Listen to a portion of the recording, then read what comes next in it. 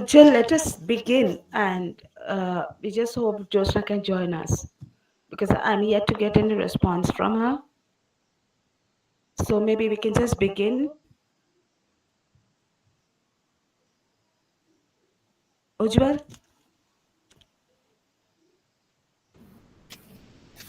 Yeah, let's begin.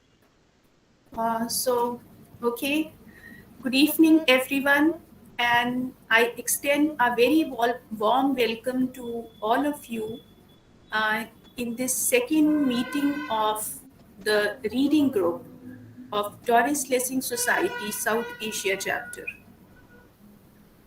Uh, in fact, I'm already very happy that Jyotsna gave this idea of beginning this book club because this reading group because I am now regularly reading Doris Lessing. So, and I'm seeing that already there are few people who are like me constantly reading Doris Lessing. So, we are forming a very loyal community. Uh, it, we are picking up slowly and steadily, all right. But yes, we are already beginning to form a community of very dedicated readers of Lessing. And I'm sure that this passion would extend to our students as well, because many of us are actually teachers. So, the three texts that we have selected this time for this reading group, this meeting of the reading group, are two short stories and one short novella. So, the two short stories are The Old Chief Mashlanga and An Old Woman and Her Cat. And the short novella that we have selected is Victoria and the Stavany. Um, as you can see right from the titles, uh, the uh, uh, Old Chief Mashlanga and Victoria. Uh, these are the eponymous characters from the two texts, uh, and both are black characters. On the other hand, the woman in An Old Woman and Her Cat, she is a gypsy woman. So, right from the very cursory introduction to the text, give us an idea that these characters are in fact born into an inherent marginalization. So they are already on the margins of the society, and their very existence uh, sets up an example of a lifelong struggle against issues which are beyond their individual control. I mean, these are their given identities, these are not their chosen identities. So, these three characters, in fact, the choice of these three stories, these three texts, and these three characters, in fact, it's like an introduction to the conference which we are um holding in October this year about multicultural society and the people living in on the margins of this kind of a society. So this is kind of the theme of this uh, meeting today. It is in fact in sync with the theme of the conference which we'll be holding in October. So I'm already feeling like it's a dry run of ideas. um, so So Karja Ghoshal. Yes, Mr. Ghoshal, I will send you the details of the conference also. Uh, but as of now, we are holding a conference in October this year, 2022. And the theme of that conference again is about the mm, people who live on the margins of the South Asian society. So we have invited papers from all over the world, but the papers must deal with the issues and problems which are existent in the South Asian society. And the texts may be Doris Lessing's texts, or there may be comparative studies between Doris Lessing's texts and South Asian texts, or else the themes and issues should be similar. So basically, the issue which was very close to Lessing's heart. Yes, tribal literature will be definitely included. Yes, definitely.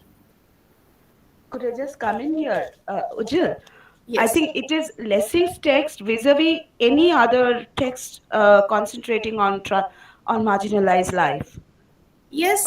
It is like both would be equally relevant, but it is Lessing vis-a-vis it. Uh, That's generally the idea. It's we are not we I guess under the circumstance that it is a Lessing group, we can't completely leave out Lessing and concentrate on something, and we do not want to concentrate on Lessing without concentrating on South Asia. That's generally what we understood, right? yes. So, there are two ways to deal with it. One is that we compare Lessing's writings with the South Asian writings. And the other way of doing it is that the themes are like we take Lessing's themes versus South Asian themes. For example, caste in South Asian society and race in African society in Lessing's text. So I was trying to Right. say that so you can compare the thematic context as well as the actual texts. So, but rest of the detailed flyer that we have prepared, we will send you definitely. So, uh, so coming back to today's subject, so one by one, I guess we should start talking about the uh, three texts that we have chosen for today's meeting. So, I hope that all of us who are attending this meeting, we have read the texts. So I invite your opinions and your observations on any three of the texts, please. And also, I would appreciate if anyone of you could um read the significant portions from these three texts, beginning with any one of these three texts.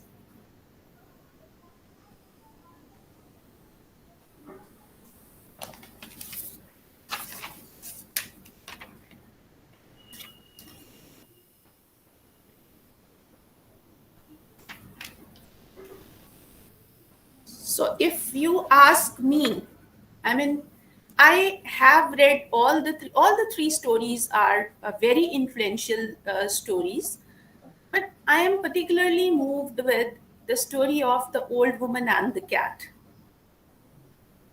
And the way Lessing has portrayed the story, the way she has gone into the depth of the character, and even someone who's living in such circumstances, that is also, kind of beyond our imagination.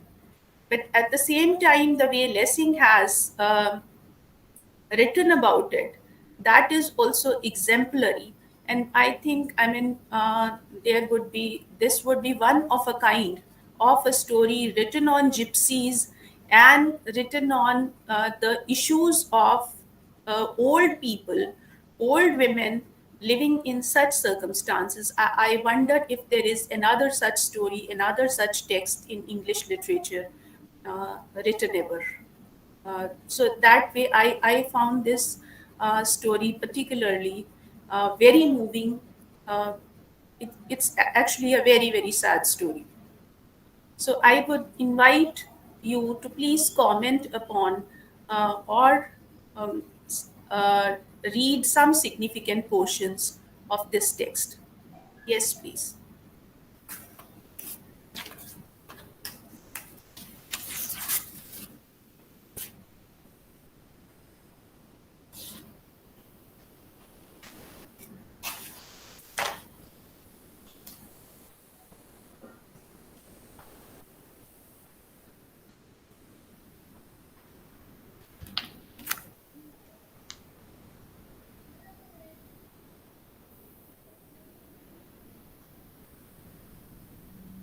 maybe they were taken in by some other text. Maybe we can just put it open for them. Yeah, But it looks the so. old woman is my favorite as well.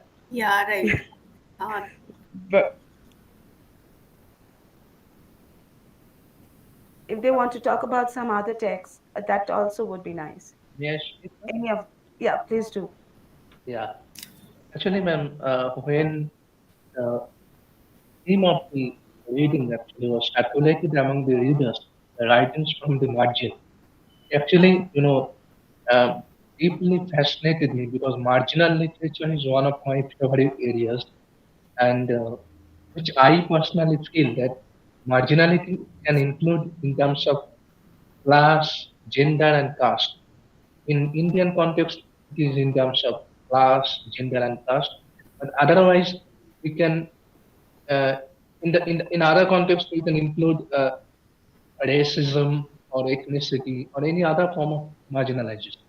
With regard to the story, the whole Chief Maslanga, which I personally feel that it's a kind of racial marginalization of the black. We can particularly bring about the idea of social Darwinism, by which in social Darwinism, actually, I'm just giving the theoretical understanding, in my opinion, that it's actually my personal opinion about the text, my personal interpretation of the text, that social Darwinism that highlights the superiority of the white and the inferiority of the black probably can be brought about in this particular text. And a comparative reading can be made with regard to the character, the black character, with that of Piccola in Toni Morrison's Beloved. In Toni Morrison's Beloved also, Piccola wanted to have a blue eyes in order to be adjusted with the white progressive society. That actually, in my opinion, that an reading can be made, a simultaneous comparative reading can be made with that of Toni Morrison's Beloved with that of the old Chief Masalanga. The second one, coming to the second story, an old woman and her cat. The character Hetty is quite interesting because there is an association between Hetty and her cat. Now, it has been found in many of the stories by Doris Lessing that old women and spinster characters probably are presented as marginalized characters. For example, in Aunt Maud, in the trinket box, Aunt Maud is one of the old women, and simultaneous comparative reading. Because if we bring about the idea of gerontology, then a simultaneous reading can also be made with that of uh, Charles Dickens's Great Expectations. So these are actually my personal observation about the story which I have read. I am sorry I haven't found time to read the novella, but these are the two stories which I have read. That's it. thank you so much, Shukarja, and welcome, Jyotsna. It's so nice to see you, looking so fresh and alert. It might be early morning there. I am muted. Josna, you're muted. I'm muted. Ha, nice to be here. I only just received the link. Sorry I'm late.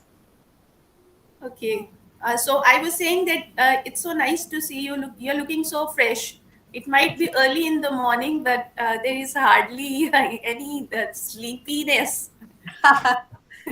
Second cup of tea. That's great. I have already had my dinner, in fact. Okay, so coming back to what Shokarja said, first of all, thank you for your observation on the two stories. Yes, so firstly, you talked about social Darwinism in uh, the old chief Mashlaga. So, well, that's very rightly observed that social Darwinism is there, and uh, the survival of the white people and their struggle for survival. I mean, the little girl, the way she tries to assert her supremacy over the adult blacks. Uh, so she is also probably trying to learn her survival in this land, which initially, as a child, she believes is their own. But later on, as she grows older, as she becomes a teen, she realizes that this land is not their own.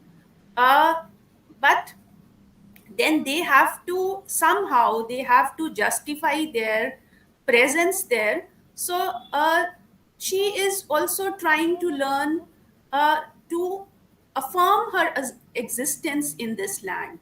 And on the other hand, the right owners of the land, they also understand that these people are illegally or whatever way they are here. It is certainly, it's a kind of exploitation of their rights. They do not belong here, they should not be here, but yet they are here. So I feel, I mean, there is a kind of understanding which is on both the sides, but then they are trying to assert their, both of them, they are trying to somehow find out a common ground where both can coexist. So, social Darwinism definitely is a very important theme in this book.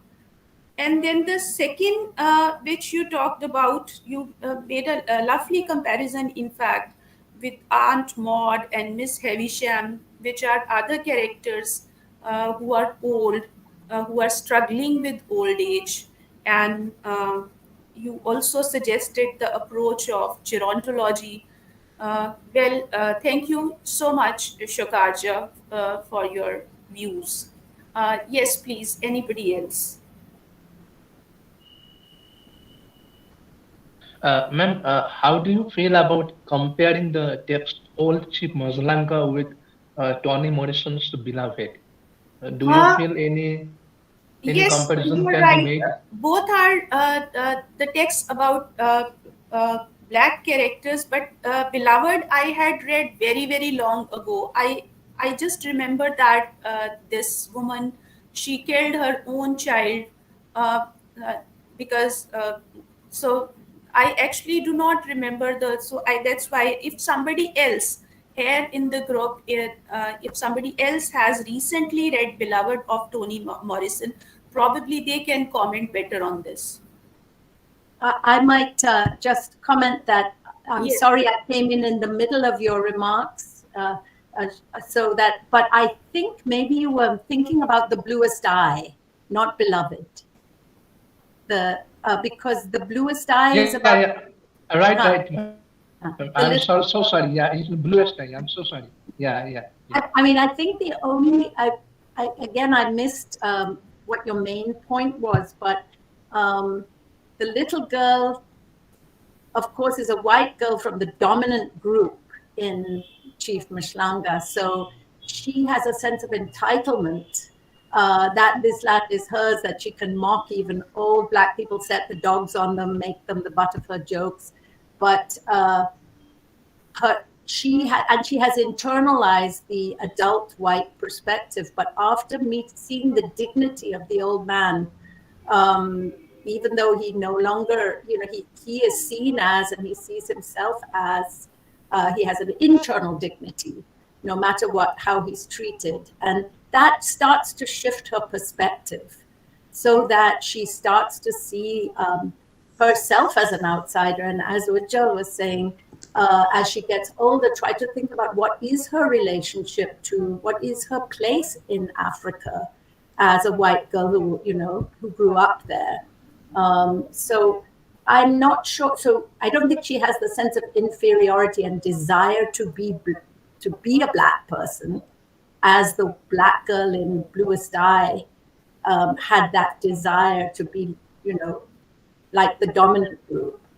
But I think it's an interesting contrast because there is this tension between people who are in the numerical minority and their relationship to the larger society, and their sense of who they are has to shift, or can be damaging to them and others around them otherwise. Am I making any sense? Sorry. What you raise, gives a lot of food for thought. Very rightly said, Josna. In fact, that moment when she meets him and she realizes that he is also a chief, just like he calls her the little chief girl. Yeah.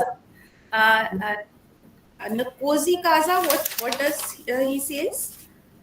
Yes, Nicosias. Mhm. Nicosias. Yes. Yeah. So when he calls her Nicosias, and she realizes that he is also a Nicosi. So that is the moment when she realizes that, like, the power and dignity which his personality is effusing, and she also realizes that while she is rude, and when rudeness is in itself a kind of weakness, he is very calm, respectful, and very cordial with her, which she realizes that is in fact his power over her. Here, I would like to compare, in fact, make a contrast with the first novel of Doris Lessing, The Grass is Singing. Uh, in Grass is Singing, Mary Turner, she does not mix around with the black natives working in her house. So throughout her life, even when she has physical relations with her black servant Moses, and eventually she's killed by him, but throughout her life she's unable to make a human to human contact with them, human to human bond with them, and that in fact becomes Mary Turner's weakness and her inability to break the internalization of white privilege and primacy. And eventually she becomes victim of that. So this story actually shows us two perspectives. Firstly, when she feels that she is superior to blacks, and uh, when she actually comes across a black man outside the imaginary world which she has built, and her perspective of the black people is changed. It is uh, changed altogether. So this kind of, in fact, I mean, it gives us a practical kind of an advice, a moral also, that uh, unless you associate with people with whom you have a prejudice, against whom you have a prejudice, unless you meet, you will carry on living in that us versus them um, kind of a distinction. So that us versus them distinction, the imaginary perspective, a stereotypical perspective which you have built of them, that needs to be broken, and that can be broken only if you actually associate, if you mingle with them, and you learn about them as human beings rather as instruments of a particular ideology. Yeah, both of those were published around the same time, right? So Yes. 1950, 1951. So it's really useful to compare them in that way. Right, right. So I invite more comments upon these books.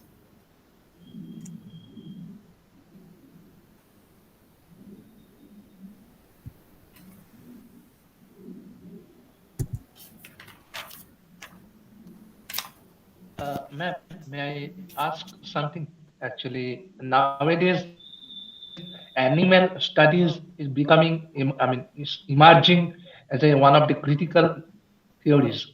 Animal studies. Now, can a reading be made with regard to the old story and old cat because of the association of the old woman with her animal?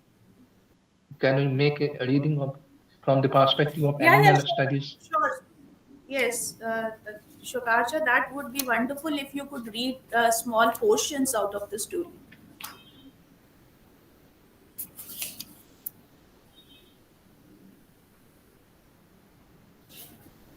No, I think he got disconnected. Yeah, yes. We'll come back. We will I come think back. I hope that he follows up on this, because That obviously was very exciting. not only did Doris Lessing love cats and had cats in her life and wrote that collection, pulled together that collection, particularly cats, Cats. but she, Yes, this was my first reading of The Old Woman and the Cat. When I was reading, there were certain dialogues, which, of course, I mean, old woman is Hetty is doesn't have anyone, any human being around her, so she is talking to herself or either to her cat. So when she talks to her cat, there are few dialogues in the beginning. When she talks to her cat, it feels as if she is talking to herself. I mean, when she is referring to the cat, it feels as if she is referring to herself. So I'm just reading this dialogue of Hetty. She says, "You nasty old beast, filthy old cat. Nobody wants you. Do they, Tibby? No, you are just an LA ton, just an old stealing cat. Hey, Tips, Tips, Tips." So this is when the cat brings her pigeons, yeah, dead pigeons, and respectable people are not supposed to eat dead pigeon corpses brought by their cats. Uh, but so he's her hunter. He's her man. You know, he's yes, going out hunting for her, and for his sake, she doesn't go to the nursing home, to the yes, old age home, yes, because they don't take cats. yes, Uh, I mean, it's as you say, if she's talking to herself, I mean, it's a reciprocal relationship. They're giving each yes. other a lot, but she also sees herself in that same category as the cat. As if she is scolding herself that she is the one whom nobody wants. Then and this is another instance. She says, "You are filthy, filthy old thing, eating that dirty old pigeon. What do you think? You are a wild cat? Decent cats don't eat dirty birds. Only those old gypsies eat wild birds." So when she is saying all these things, these admonishments to the cat, I feel as if she's saying those things to herself. Yeah, yeah, absolutely. And yes, of course, the other perspective of these things is that she and her cat, the kind of relationship they are sharing, it might be like a mother and a son, or maybe, as you said, that it is her man, maybe, I mean, a partner, that both are looking after each other, living for each other. It's in fact strange that the cat is feeding her and she chooses homelessness uh, over the comparative comfortable home uh, which the government agencies could provide her. But for the sake of the cat, she chooses to live that very pathetic life. So, But you also, Lessing also says early in the story that she has some sort of gypsy background. yes. And that only, and I mean, nowadays they would use the word Roma or Romani or traveler, because gypsy is Mhm. a pejorative term. But um, but it's an early story, so Lessing wouldn't have known that. But so it was only in the one generation that her family had stopped being nomadic and started living a settled life. So she still, Lessing is suggesting she still has that free, that feeling of being housed is a feeling of being entrapped. Yes, yes, that's another way of looking at it. That vagrancy is probably her choice as well, her free spiritedness, and she is unable to stay within the bounds of a civilized society. The So cat cool. probably forms a better companion. So, well, yes, There's a respect for the cat and for the Doris Lessing, and in particular cat, she talks about how human beings have to spay their cats to prevent, overpopulation, or for their own sake, in a sense. but she describes what happens to a tomcat after he's spayed, how his personality changes. And she says, you know, we have to do this to these animals, but it's a terrible thing that we do to them. So this old woman, you know, allows her male cat to be himself. Yes. You know. So, is it? I mean, through the cat, it's in fact. I mean, there are two communities which are compared. So both the communities which are controlled by others, which are probably both are considered inferior in the society. This cat is also not a beautiful, loved domestic cat. Yeah. It's a mangled cat. It has one eye is gone, one ear is gone. So it's not really a pet cat. So No, and he's also very virile. He has fathered, you know, generations of yes. whole communities of Yeah. offspring. Yes. So all the time when I was reading this story, I mean, there were a number of this story needs a lot of time. I think multiple readings, all of blessing stories, but this particularly because this theme was very different. Uh, so uh, all the time I felt that there is a comparison. At times the woman is the cat, and at times the cat is a human being. So both of them are actually exposing the vulnerability of such communities who are not accepted by the mainstream society as respectable, as beautiful, as lovable. So all the time I was feeling that these comparisons were juxtaposed. And in contrast with when on the theme of marginalization, in contrast with the mainstream society, that's always trying to sort of denature people to make them fit into a box. Exactly. And there are people who can't or won't do that, or they do it at the expense of something precious to them that they don't want to let go of. And another thing which as you are saying, I mean, as an extension to that, what you said just now, that this whole business of setting up civilized housing.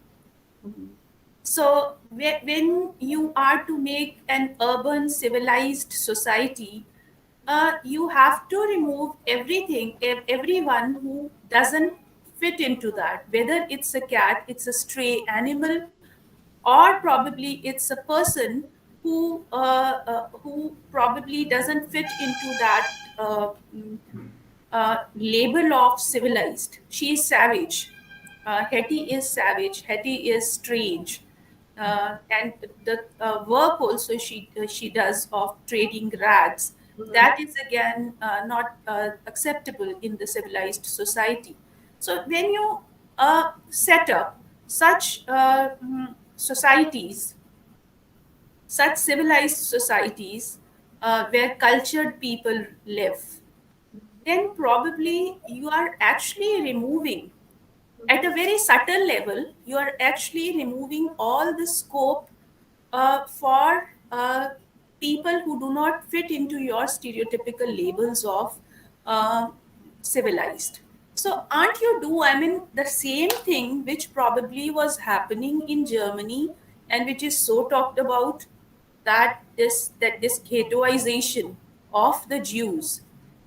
I mean, this is something which we all very conveniently like to say that it was wrong, but don't we realize that things like this are already happening, and even now happening around us, uh, at a more subtle and slow pace, which is not even visible. I mean, whatever was happening in Germany, that was very stark. It was right in your face. And of course, I mean, barring the Nazis in Germany, rest of the world felt that this should not happen. But what about this thing which is happening every day around us? that we are setting up societies where everybody is not welcome. Yeah. And are people, I mean, is a cat by choice? Is a gypsy by choice? So people have certain inherent identities as well. I mean, people are born into communities, people are born into identities. So they can't give up those identities. Yeah. So it's a violence to try to make them conform. Yes. Two things you said that in Nazi Germany, something that gets forgotten a lot is that the Nazis also rounded up the gypsies, and Yes. there were large populations, of gypsies who were killed, who were sent to the death camps, and a Roma, American Roma, who went to the Holocaust Museum with his son, Holocaust Museum in Washington, D.C. in the U.S., and he was shocked and saddened to see that there was no mention of the gypsies and the way they were treated exactly the same way as the Jews. So even in the remembering, they are forgotten. But the other thing I think is, yes, what you say about urbanization. In slum clearance, it's often talked about as urban beautification. So, the tourists come to the cities and the slums look unsightly. So Yes. rather than giving, but people are making a living there. People have communities there. People are choosing to be there, Of course, there should be better housing, but often the slums are just razed to the ground and the populations are moved to the outskirts of a city where there's no chance for them to make a living. And just because it doesn't look good, to outsiders. So again, there's no respect there for what they are bringing. After all, those people have come because there's work in the city, because their labor is needed. But their culture, the way they don't fit in our dominant image of what a civilized society should look like. So it's easier to clear them away. So I think that's really an important point you're making. It's in fact the way Lessing brings up the problem. I mean, the lovely part about this story is that Lessing hardly ever intervenes here in this story. She hardly ever intervenes to give an opinion or else to give you a certain perspective. It is completely to the reader to form the what perspective the reader chooses from. Yes. I think we should talk something about the last one, the longer story, the novella, that is Victoria and the Stevneys. So Victoria and the Stevneys is taken from the grandmothers, and because of the sensational content which is there in the grandmothers, uh, Victoria and the Stevneys is less talked about than the story, the grandmothers. But then this story again, I mean, first of all, it spans 20 years of the life of this young girl. She's a child when the story opens, and eventually she grows up into a young teenager and thereafter a young girl. So let's have some views or comments on this story.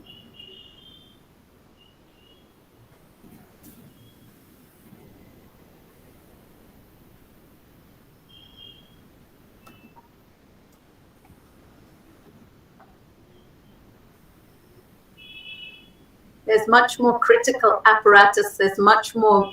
It's been much more anthologized and talked about, the first two stories. So this last one, Jill is absolutely right that there's not much critical discussion of this story. Yes. But by the same token, it's a later story. One of the in her last decade of life, so published. So interesting to look at that perspective. And from a young black girl's perspective, from a young white girl's perspective, in the first story. Yes. Uh, in fact, a young teenager, a white teenager, and a black teenager. I mean, the different struggles they have. Though, I mean, the setups are very different. One is in Rhodesia, uh, uh, the teenager girl who is there in the old chief Mashlanga. The setting is in African world, and in this case, it is the London suburb probably where she is living. So the setting is definitely different. But even then, I mean, there are two teenagers which we can compare. So there is one who is asserting her identity and learning identity of privilege and learning, uh, in fact, the discourses of living as a white in a black society. uh, as a white who have usurped the black society, black land. And then there is another girl who is a black girl who is living in a white society in their country. So, can somebody please make these two comparisons? A white girl living in a black world and a black girl living in a white world.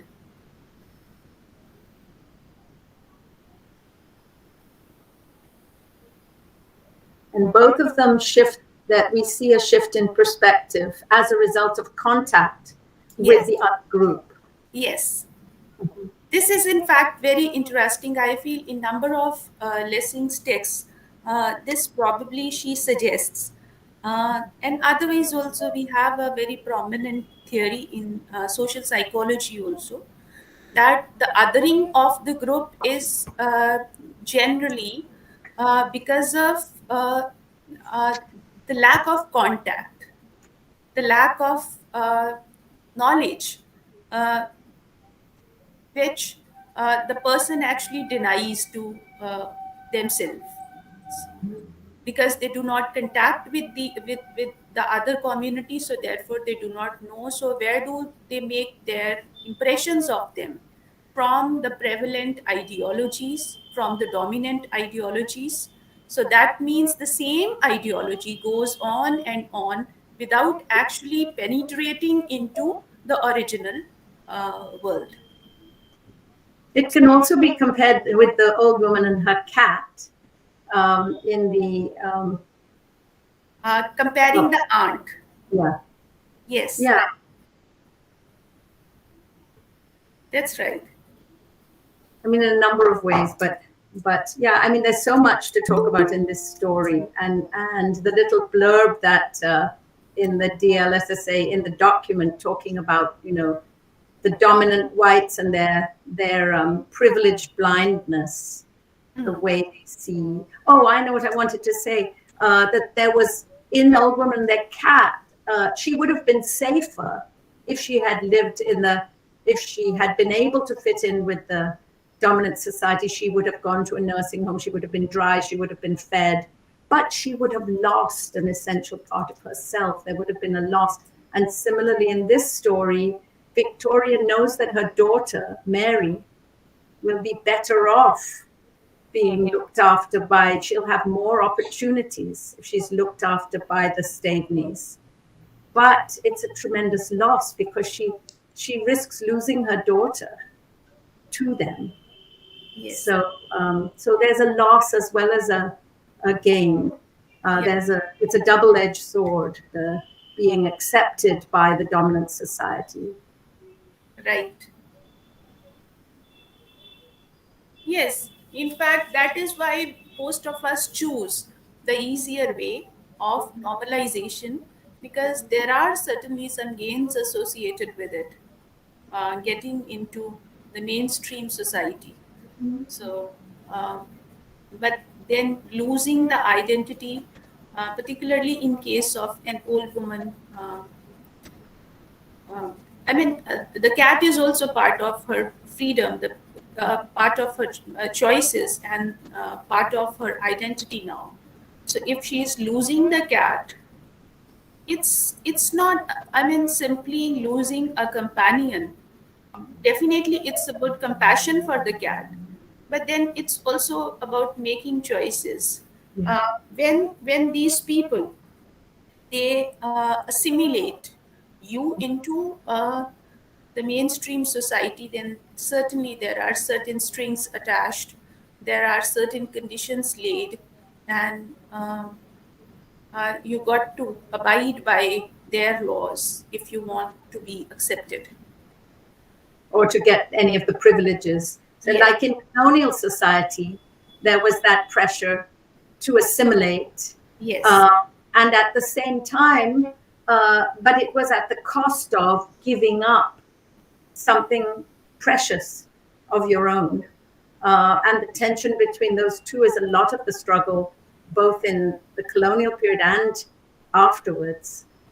And I think that in the post-colonial period, if you think of tribals and the tribals, need for resources from the state, education, housing, all those sorts of stuff, are of course important and needed, desperately needed.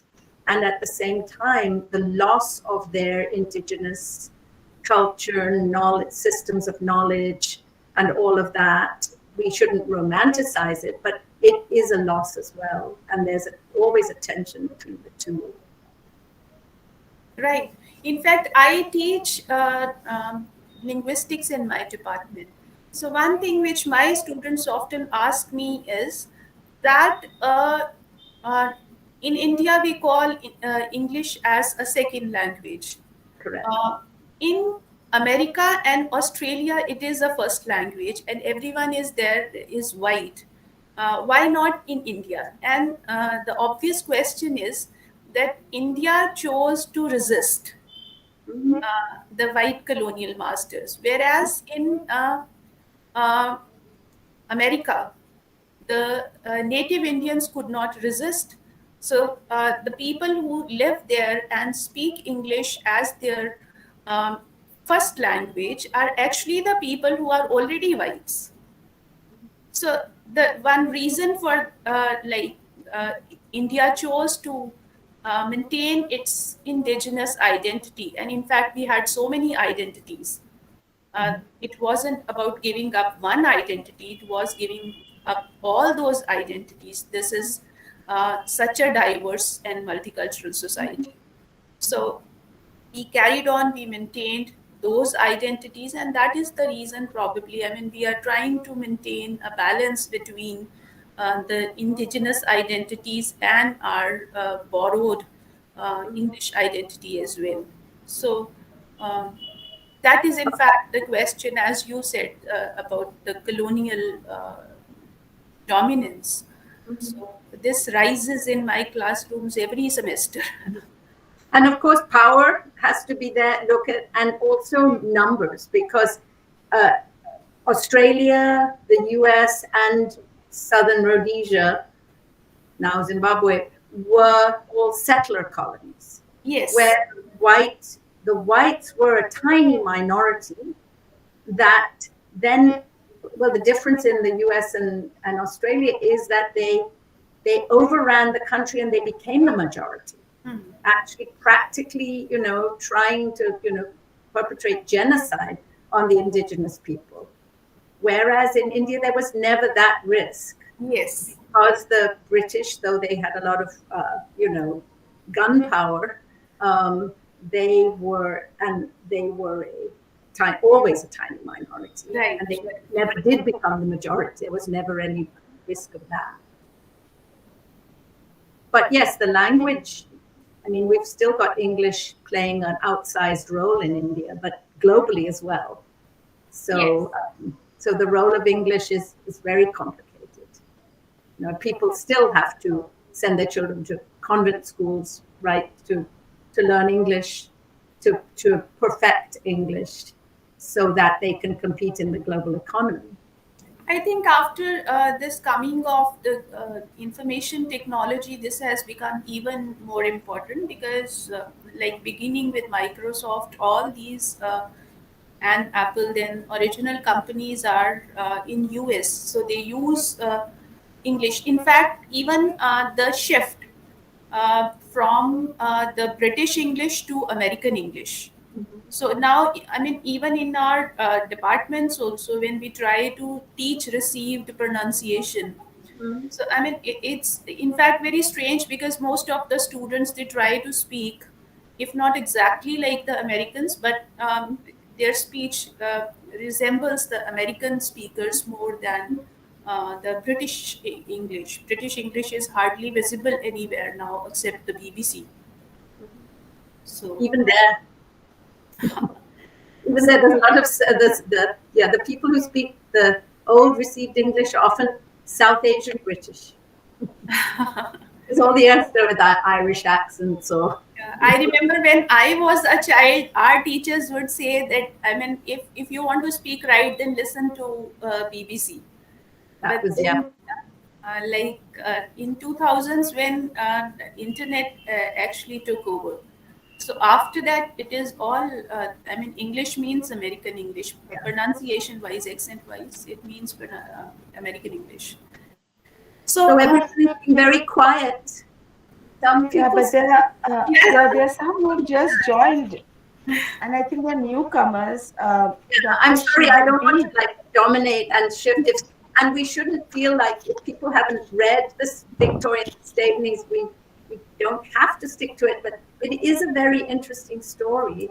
I read it very teaching back in the day, and then when it first came out, and it was really interesting to return to it because of the kind of conflicts that, first of all, this dominant white family, the Stavenys, who thought they were very liberal and privileged, sending their boys to a regular, city school when they could afford to send them to a elite private school, which they did after elementary school. They sent them off to elite private schools.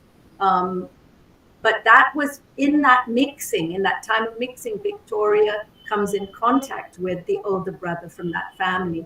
And she never forgets the atmosphere in the home, the culture of that family, the space that they had in that house. And she held that boy in her heart and her memory. And later she has this relationship with his younger brother and has a child, and doesn't even tell him about the birth of that child until some years later, when she realizes it, I forget now, she breaks up with her husband, or she he loses dies. He he dies. dies. And so she's alone, and she realizes that her daughter could benefit from contact with that family. So she reaches out, and they at first think that here's this black woman who's trying to, claim that our son was get some sort of paternal money from us or something like that. But she offers to do a DNA test to prove the paternity. And they fall in love with the little girl, take her off on a holiday. And she has this horrible feeling. She knows that she's losing her daughter to this family who means very well, but live in a completely different world. And they're blind to really her feelings, her reality. And I think so many mothers and parents feel this as they send their child off to something that will gain them more privilege, but lose them. Like if your child will lose fluency and respect for their mother tongue by being sent off to an English medium school or English medium boarding school. They will always have that distance from their own family culture. So I think it's so interesting. Uh, I like the initial part also. I mean, the way, like the little girl is left in the school, nobody notices her. I particularly like the part when the school doesn't mention that Edward has to pick a black little girl. They just Yes, that yes, they just he say didn't that expect. yes, that he has to pick a little girl along with his brother. So he goes there, and the little girl is right there with the brother. but Edward fails to notice Mhm. because he wasn't actually probably expecting a black little girl. And thereafter, she is just left there, and the school closes the gate, and then she just squeezes through the gate, and there is this Indian man just opposite the street, and he happens to come to her help. So Miss Patel. Mr. Patel, yes. So uh, I mean, there are small little incidents which are very beautifully crafted in the story. Like, for example, when Edward takes little Victoria along with him once he comes back, then Mr. Patel just shouts from behind, uh, just to tell Edward that yes, she has some connections. She is not all alone in the world. So that was, in fact, that was such a small little incident, but so full of human compassion on part of Mr. Patel.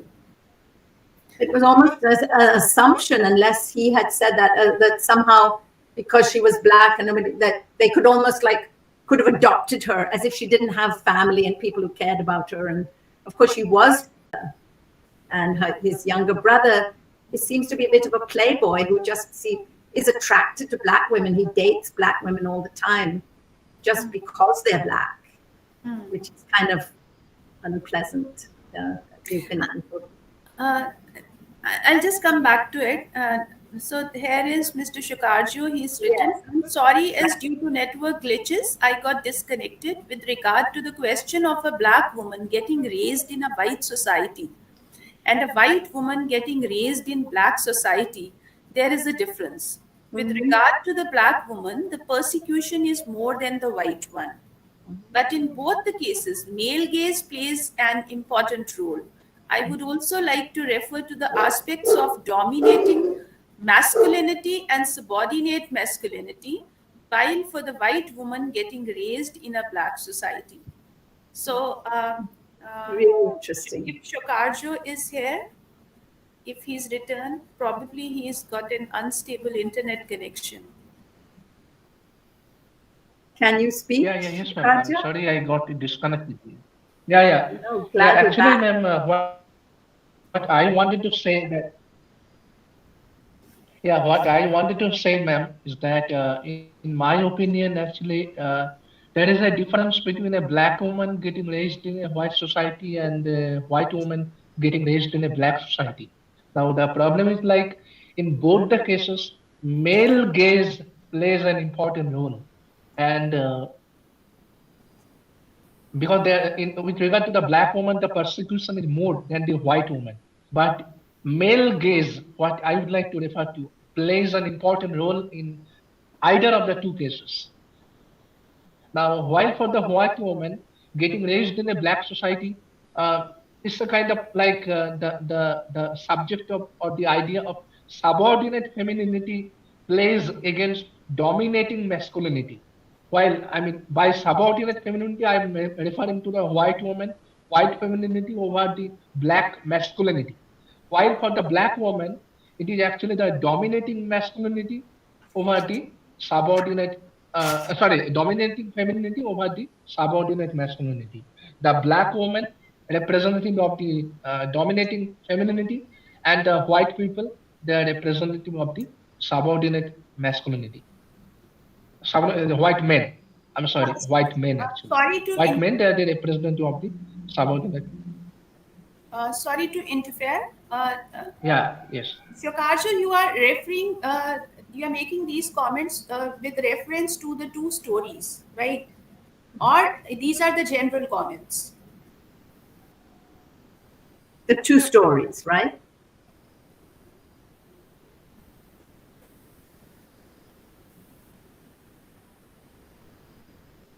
I think you're muted, Shokarja.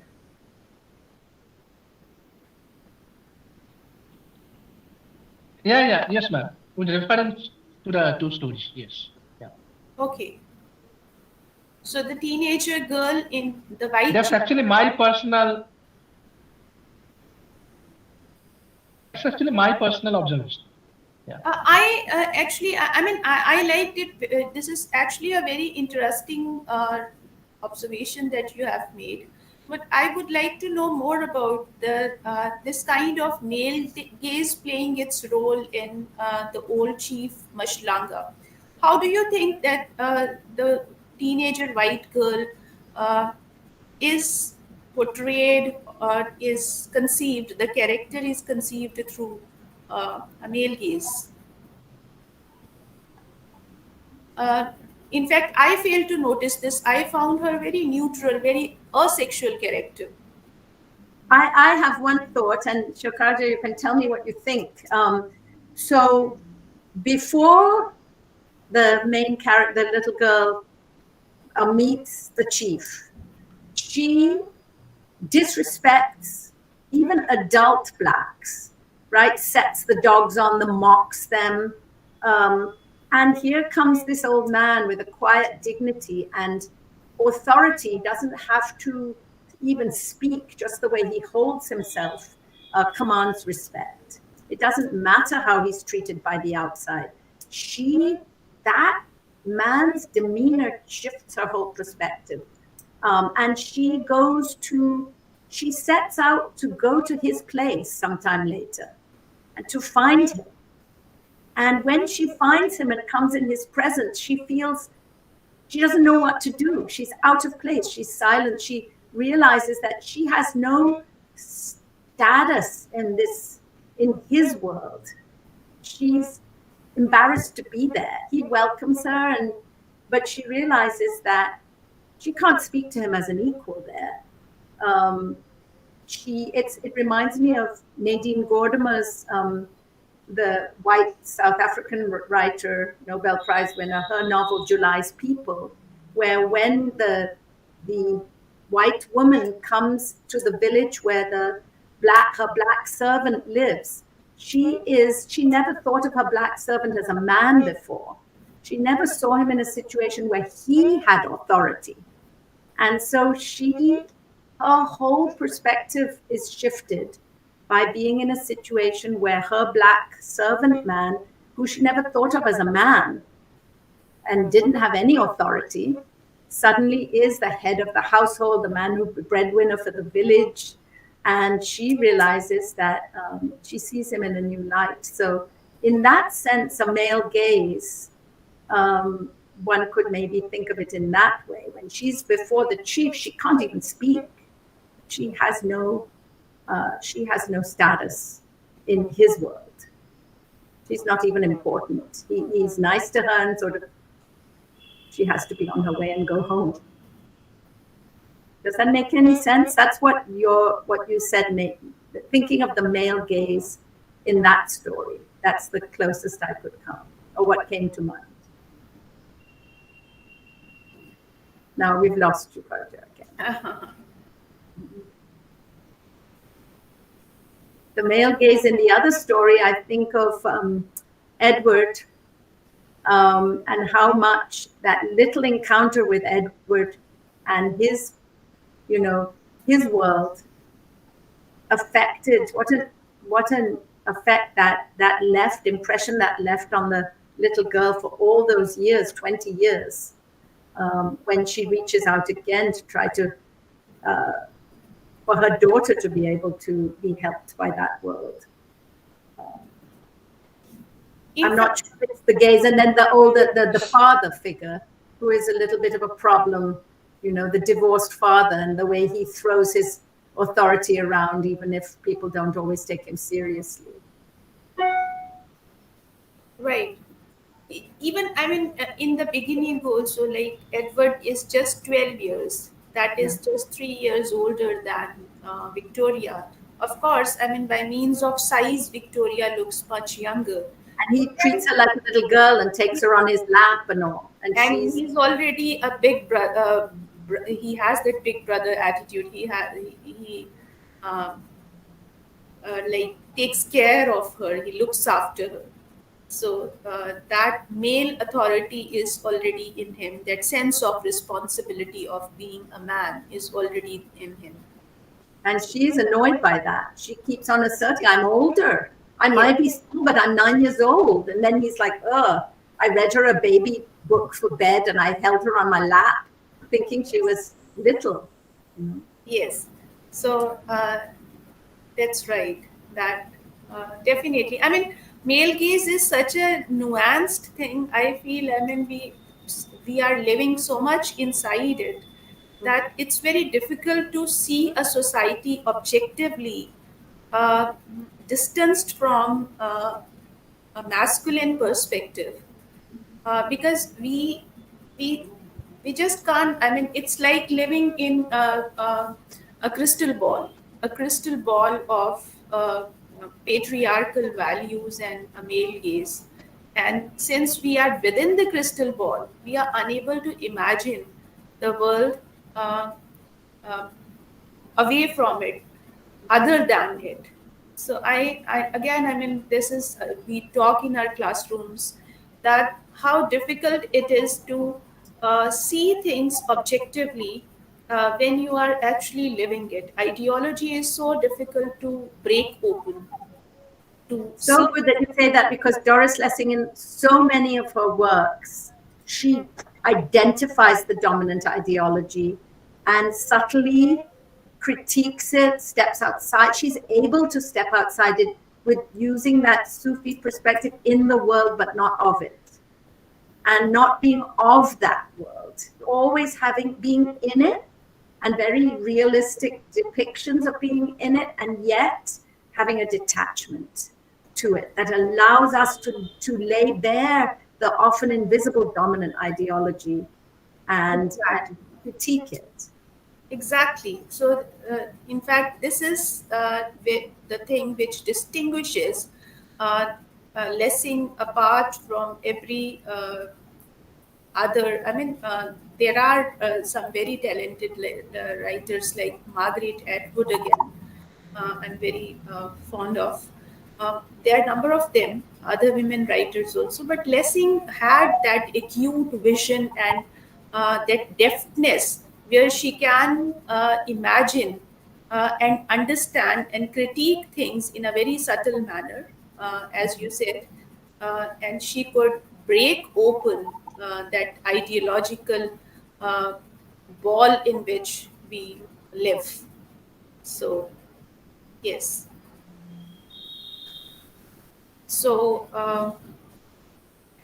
I think that with this we can actually call off the meeting today.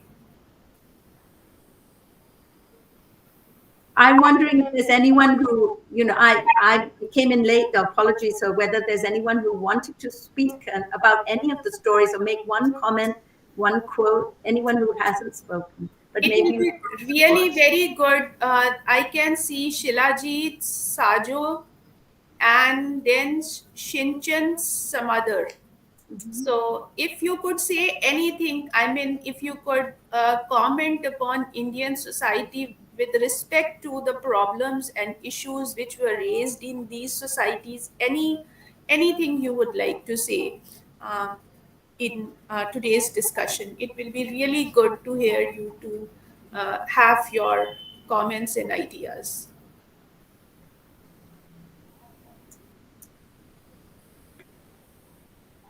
Even just one scene from a story, one quote, one sentence that was interesting to you, or you made some connection with it.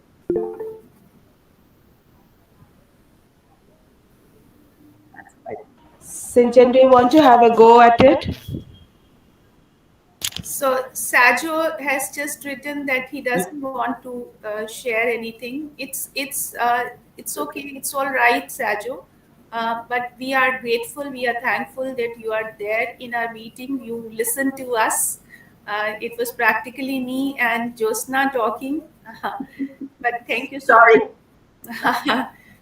But definitely, we would like you to be here more often in our future events also, and probably then you would like to give your ideas as well. So, Shinchan wants to say something. Yes, ma'am, regarding the old woman and her cat, Ma'am, I like the idea. I mean, how lacing represents a group which you are actually talking about for a lot of time. That group has been marginalized, or the society wants that group to function as it's a part of it. That it must forget its original qualities and just get in with the society to act as that everything is natural, and they just fit in together, which actually they don't. I like the way Lacing points that out, ma'am. And you two talked about Ujjwal ma'am and Josna ma'am. Yeah, that's it. Yeah, that's right. Thank you for your comment, Shinchan. I hope Shinchan is your original name, or is it, I mean, you are inspired from that very popular animated character? No, ma'am, it's actually a Bengali name. Yeah, it is. That's great, in fact. I thought Shinchan is a Japanese name. No, that's the cartoon one, Shin-chan. Yeah, right, right, right. My daughter is very fond of it. Was. I mean, now she's a grown up girl. She's already done her 10th, but she was very fond of it. And I have watched this show so many times with her. But Really, Yes, anyway, ma'am.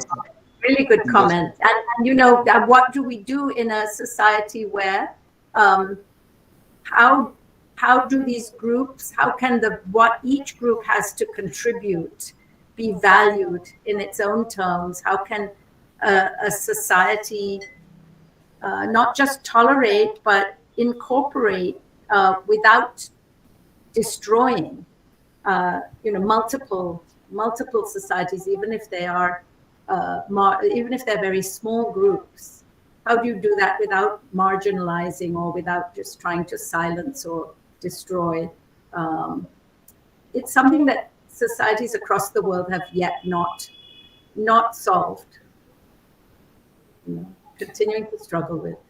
I think this tendency toward homogenization, this has been going on since ever, and this would stay on. The only thing is that if we consider that we are no longer savages, we are more informed, we are now a more informed society, human beings have, human society has progressed, then we should uh, know strategies and ways to counter this tendency toward homogenization, and there should certainly be ways in which we can live together, coexist with our respective identities and learn from each other.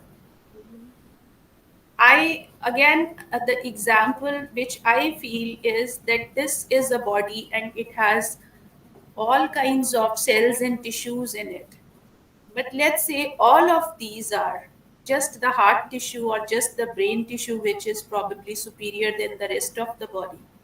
Then, then is it possible that the whole body is uh, just the brain tissue and we will stay as human beings? Probably not. Just, I mean, the human body needs everything, all kinds of diverse little, small little beings called cells in it. Similarly, this society, this human society also, we need all knowledge systems, all diversities, all ethnicities, uh, and they got to coexist and they got to help each other. Uh, the the the, the, the struggle, the conflict is not, should not be between man versus man. It should be man versus probably ignorance, or I mean, how to lead human beings further instead of these uh, conflicts which we have amongst ourselves for no good reason at all, for no valid reason at all. But then this is the biggest problem that I mean we have since the beginning of uh, human society, and we are still carrying on. This is one issue, I guess, where we haven't really found any suitable way to counter it. People are still struggling to find a solution to this. Yeah, especially since the 80s. I mean, up in the post-war period and through the 80s, there was a tendency to focus on the nation state and the unity of the nation. And you had big groups like the USSR, and there was a tendency to ask for ethnic groups and groups to suppress their identities in favor of the larger. But then, since there's been breakdown of big nation states and challenges to that formulation, you have the opposite problem, which is ethnic conflict, subnationalisms, and what they call ethnic cleansing, which is really an attempt by a majority ethnicity to wipe out a minority ethnicity. And we've seen that all over Europe, from the former Yugoslavia. And so there has to be some sort of balance between the, as you were saying, between the parts and the whole. You know, Yeah. there should be mutual respect and recognition that all make a contribution to the health of the whole. So whatever tiny little, contributions we can make. I mean, the way we are trying to do our tiny little bit through, let's say, holding discussions like this, or even the October conference also, which is themed about the different uh, margins, in fact, people living on the margins, on the peripheries of the society. So, little, whatever little we can do, the kind of tossing and turning we can do in to give direction to a different perspective of looking at society, in which we can uh, find out some way to this desired utopian world, where people do not look at each other as competitors, but instead of competition, we live with cooperation. I wonder if this can happen, but we are trying, all of us, we are trying our tiny little bits at whatever our respective places are, in our tiny little ways. So, with this, I guess we should wind up today's discussion. Thank you so much, Josna. Thank you so much. And thanks, Shokarjo, Shinchan, Sajo, Shilajit, and Swati has a very bad throat today. But thank you so much, Swati, that we are together. We held this meeting, and I think I enjoyed the conversation a lot. If Thank you there so had much for holding. if there had been number of people talking, probably I would have never talked like this. I got an opportunity to talk today. It's frustrating though. I loved your contributions, Shokarja. I'm just sorry that you had the network problems. You know, we all get those. So, but nevertheless, you really raised a key formulations that allowed us to approach the stories from new perspectives. Yes, Shakaj. Same from my side also. Your viewpoints were really, in last meeting also, you had contributed. You were there, right? In the last meeting also, you contributed, in fact, in very active way to the discussion. Yes. So I liked the ideas you had given then also, and today again, very wonderful contributions. Yes. And I just want to also just say that I'm so impressed with the DLSSA for for jumping in and organizing these reading groups and giving us, a chance to look closely at short stories and approach Lessing's work from a comparative perspective. So, just terrific work, and keep it up. It's fantastic. Yes. Thank you so much, Josna. It was your idea of this reading group, and we are already forming a very nice and consistent and loyal community of Doris Lessing readers. This was a wonderful idea that you initiated, actually. You I pioneered the forgot that. idea. You And did all the work. You guys did all the work. So it's very impressive. thank you so much. Um, I'll put my email.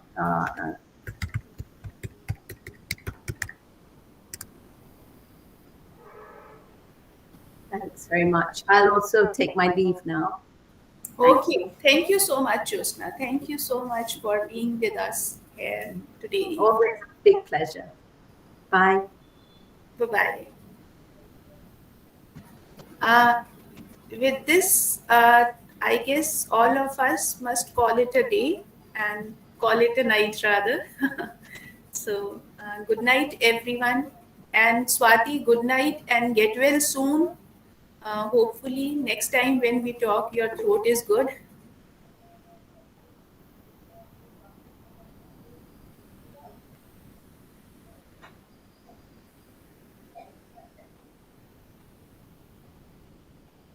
Swati, are you here? So I guess Swati isn't here, but never mind, Shokarjo. I will put this in our group. I'll send a reminder to Swati to send you the flyer of the conference, October conference, and it would be really very nice to have you all there as well. So thank you, and uh, good night, everyone.